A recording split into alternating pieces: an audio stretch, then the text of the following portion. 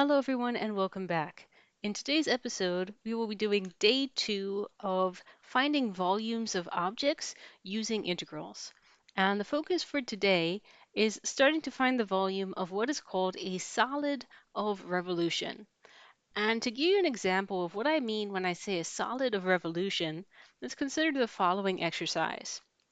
Someone says, I've got a three-dimensional object formed by taking the region bounded between this parabola y equals 1 minus x squared, the straight line y equals 0, and the straight line x equals 0, and spinning that region around the x-axis.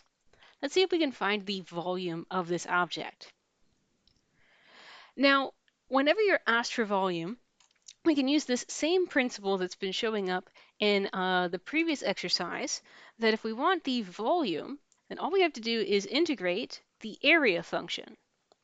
If we integrate area, then the integral of area will give us the volume of the object. And the real challenge in these kinds of problems is figuring out what function, what formula to use to get the area of the different slices of the object in question. Now, just like yesterday, when I'm faced with some sort of cryptic information about my three-dimensional object and how that object is formed, I typically start with a drawing. So it says a 3D object is formed by taking this two-dimensional region here in the xy plane. So starting in the xy plane, I have my x-axis,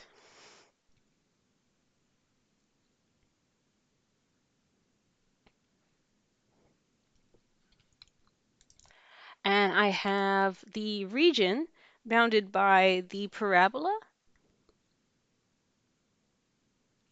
y equals 1 minus x squared, the straight line y equals 0, and the straight line x equals 0. So the region in question is the one in green here, this sort of wedge shape. Then they tell me that they take this region, this wedge, and they spin it around and around and around the x-axis. And the shape that is formed by spinning this region around the x-axis is the object whose volume we're trying to find.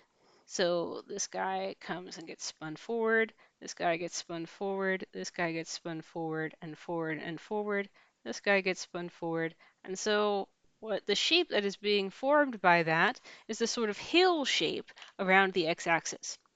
What is going on from a different perspective? Here I have the x-axis oriented vertically and the y-axis oriented to the side. So here is the region. You have to sort of tilt your head a little bit. Here is the parabola coming down from y to x, and here is the region, which is in our hand-drawn picture sketched in green.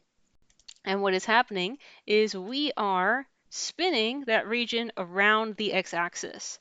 And the object that is formed by spinning that region around the x-axis is the object whose volume we're trying to find. So that's what's going on here. Now, once again, as always, I need to find some way to slice this object, so that I have a way to find a function for the area of each slice. If I can find the area function for a random slice at a random arbitrary x value, then all I have to do is integrate the area function and we're good to go. Now there are two main ways to slice this object. And one of them we will be talking about today, and the other way we will be talking about tomorrow. Today, I'm going to approach this object by slicing it parallel to the y-axis.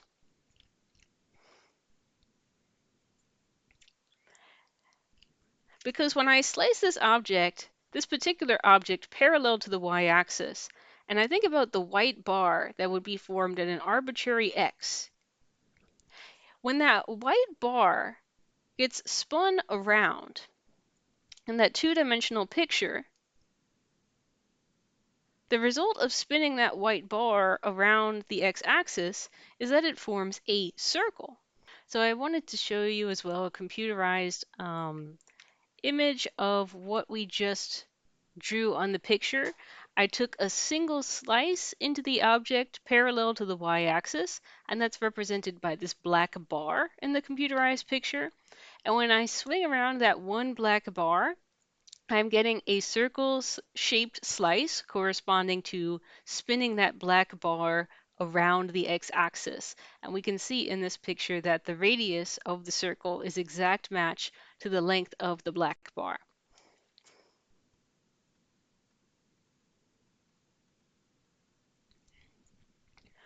Now, the circle is really nice because the circle formula is one that I have. A of x for a circle is equal to pi radius squared.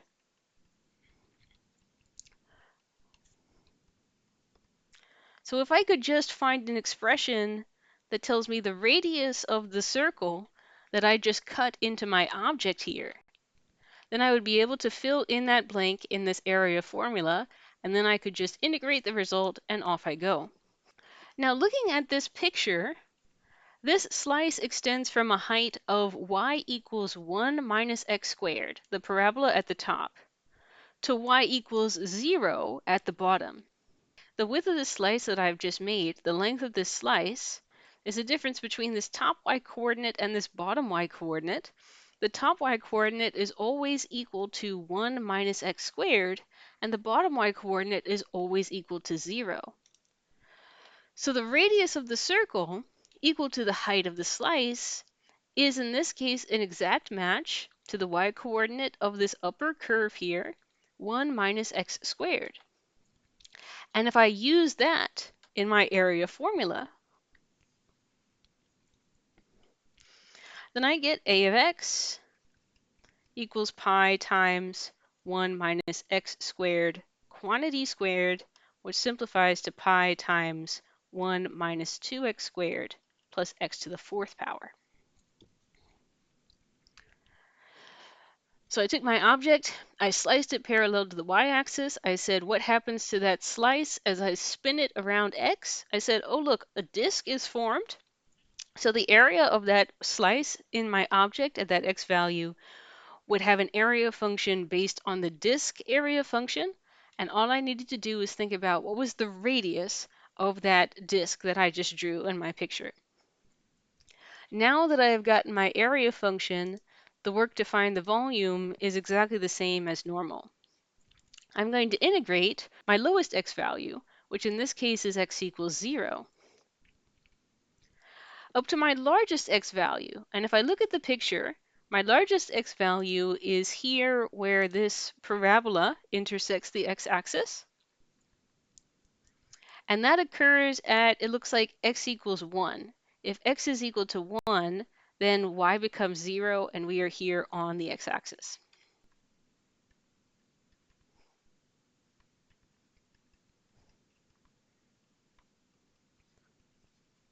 Once that's been set up, all we have to do is use our typical rules to help us to find an antiderivative.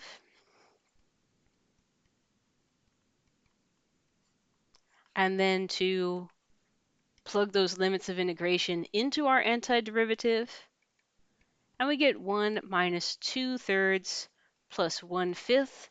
That value you can simplify if you want. This would be the exact value of the object created according to these directions. This would be the exact value of the object that is being indicated by this animation by taking this region and spinning it around the x-axis to form a three-dimensional object. One more example to demonstrate the idea. In this situation, I have a three-dimensional object that is found by taking the region bounded by these three lines, y equals 0, x equals 1, and y equals negative x plus 2, and spinning that region around the y-axis. So let's go ahead and try and find the volume of the object. As always, it is my preference to start these problems with a drawing, just to make sure I understand and have completely processed everything that's going on. So here's the XY plane. And in the XY plane, I'm going to go ahead and draw in these three lines to see what region is being talked about as bounded by these three lines. So x equals 1 is located right around here somewhere. Here is x equals 1. Here is y equals 0. So here and here as well is y equals negative x plus 2. So this triangle-shaped region is the one in question, and it is being spun around, in this case, spun around the y-axis. I can also go to GeoGebra to help me to make sense of this situation. So in this case, I have the y-axis vertical in blue, and the x-axis is the one out here to the side. And here, this triangle is representing the region in question, and that region is getting spun around the y-axis. So if I spin that object around the y-axis, then the object that's getting traced out by this triangle as it spins is the object that we are talking about in this question. So let's go ahead and see if we can find the volume of this region. Now, once again, and as always, we can find the volume of the object just by finding a cross-sectional area formula and integrating the cross-sectional area. Now, to do that, there are a couple of different ways about it. Same as before, there are going to be two main ways for us to slice this object. A slice like this, but I'm going to show you what happens if we go the other direction this time and we make a slice that is parallel to the x-axis. And if we swing that slice around the y,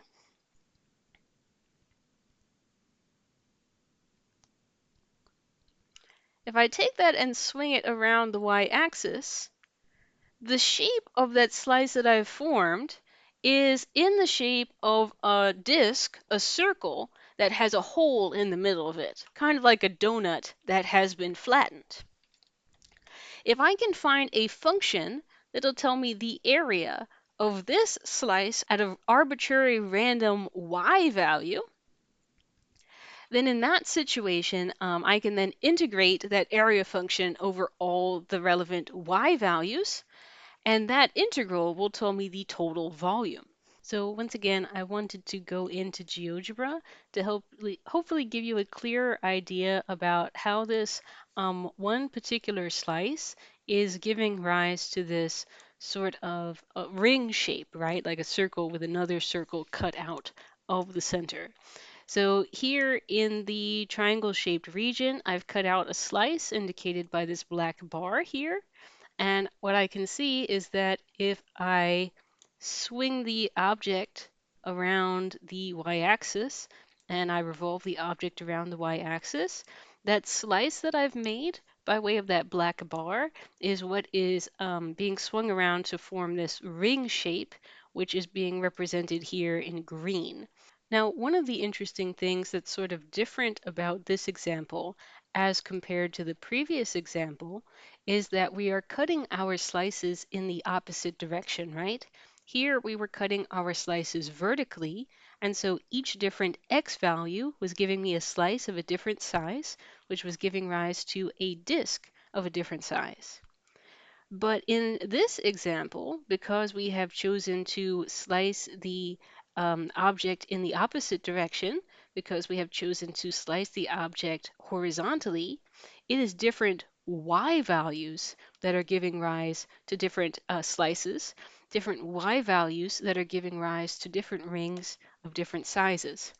So instead of saying area as a function of x, what we really need to say in this situation is area as a function of y. If I tell you the y coordinate of the slice that we calculated, this function should tell me the area of the ring that would be formed at that location. So let's try and find area as a function of the y value where the cut was made. Now, once again, we can use the area formula for a circle to help us with this calculation because I see in my picture on the right side and in my picture on GeoGebra that if I slice out of this region and I spin around the y-axis, the shape that is formed is a ring. A ring can be found just by taking the area of the sort of outer circle by using pi times the outer radius and subtracting the area of the inner circle that was sort of punched out of the ring. Thinking about this ring as some outer disk where some inner disk has been removed, I'm going to find the area of the outer disk and then I'm going to remove the area of the inner disk. That is what is happening when I write down pi times the outer radius minus pi times the inner radius.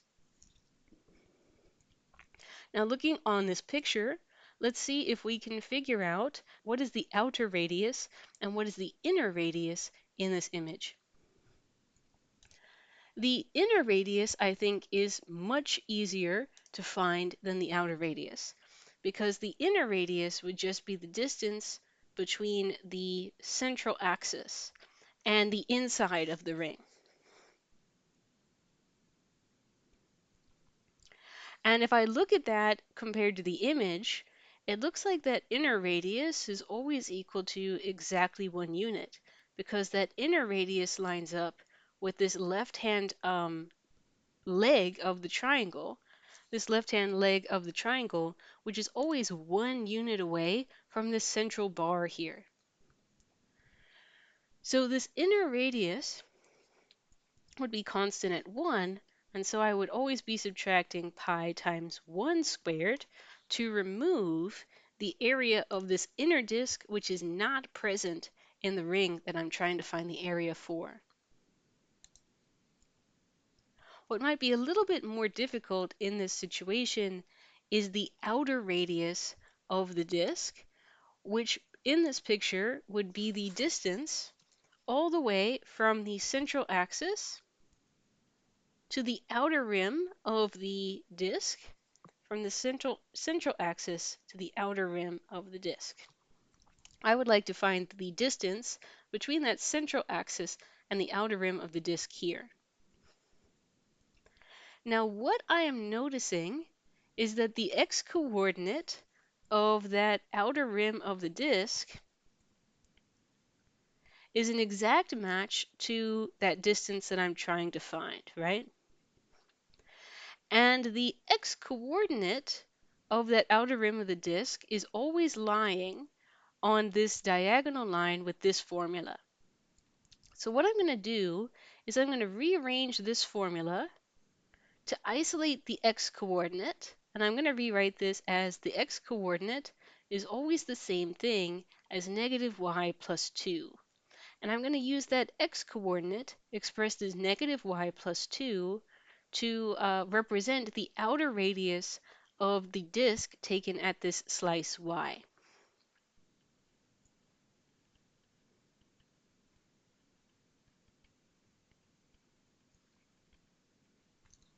If I plug that into my area function, I get pi times negative y plus 2 squared, and this would be the area function in terms of y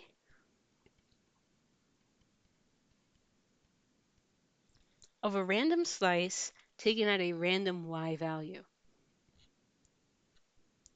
If I wanted to then find the volume of this object, all I would have to do is use an integral to integrate together all of these slices. Integrating from the lowest value of y, which in my drawing is y equals 0, up to the largest value of y, which in my picture looks like y equals 1, and you can see that in this image as well. Y equals 1 is the highest y value in this picture. Integrate from your lowest y value to your highest y value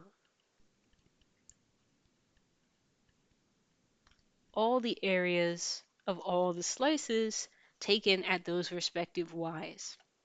The actual calculation of this integral is not so bad, right? I can use a variety of different techniques.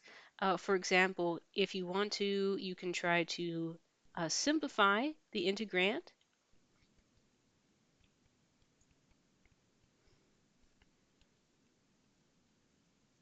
First by simplifying that squared quantity, and then by distributing that pi, for example.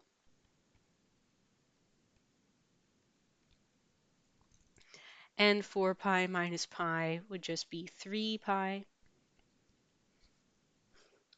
And once I have simplified this integrand, I can integrate it one term at a time using sum rule and power rule. And then I just need to plug in my lower y limit and my upper y limit.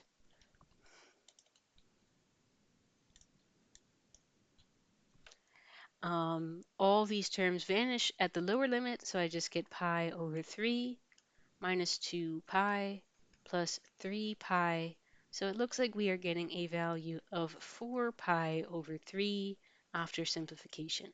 So these two examples have been relatively complicated, so let me break down and summarize the steps that we took to help us to find those volumes in those exercises. So first of all, when someone refers to a solid of revolution, they're referring to objects like the one we saw, like the two that we saw today, where the object is formed by spinning a region around an axis.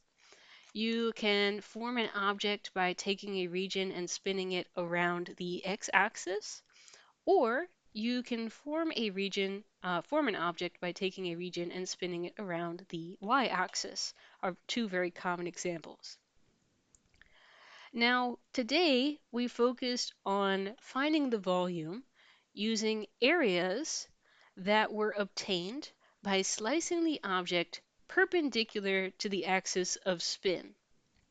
For example, in this first exercise, our object was spun around the x-axis, and we decided to slice the object perpendicular to the x-axis.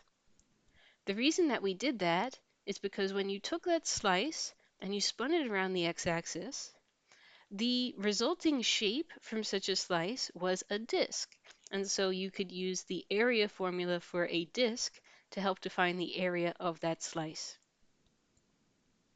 Likewise, in the second example, we spun our object around the y-axis. And we decided to cut the object perpendicular to the y-axis.